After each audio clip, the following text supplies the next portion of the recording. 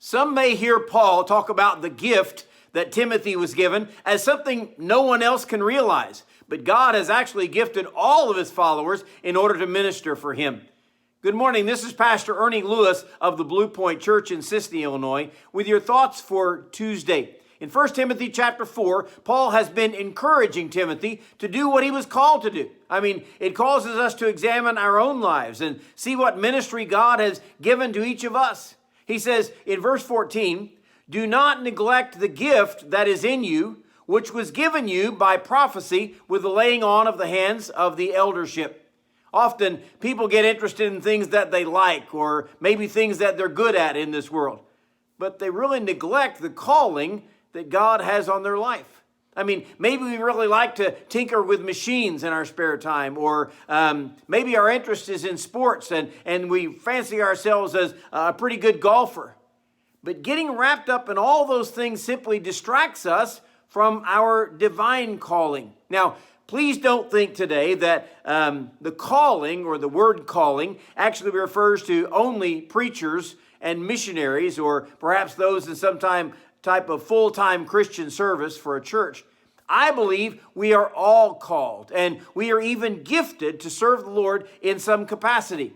Paul reminds Timothy here of the gift that is in you, because Timothy had at one time recognized that God had gifted him in a particular way for ministry.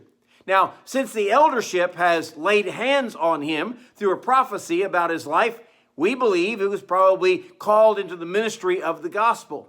But at this point, Paul has installed him at a New Testament church as their elder, or perhaps as the New Testament refers to it, as the bishop of that church.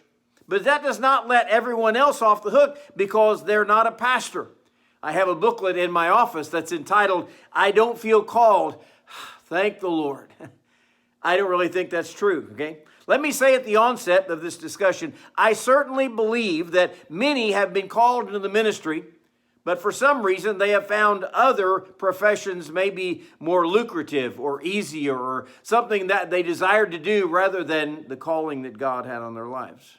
But the way the Bible refers to gifts in the New Testament, surely we are all endowed with some spiritual gift that we are to use to edify the body of Christ.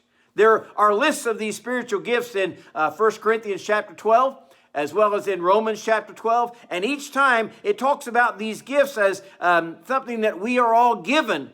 Perhaps exhorting is one of the gifts to help others, or even leadership within the church, along with teaching and giving. There are all kinds of gifts that are mentioned there. The fact is that each of us is uniquely formed and gifted to be used in the church. And just as Paul encourages Timothy here not to neglect his gift, we should not turn away from the Lord's calling, or at least the Lord's gifting in our life for the New Testament church. Paul says, "Covet earnestly the best gifts."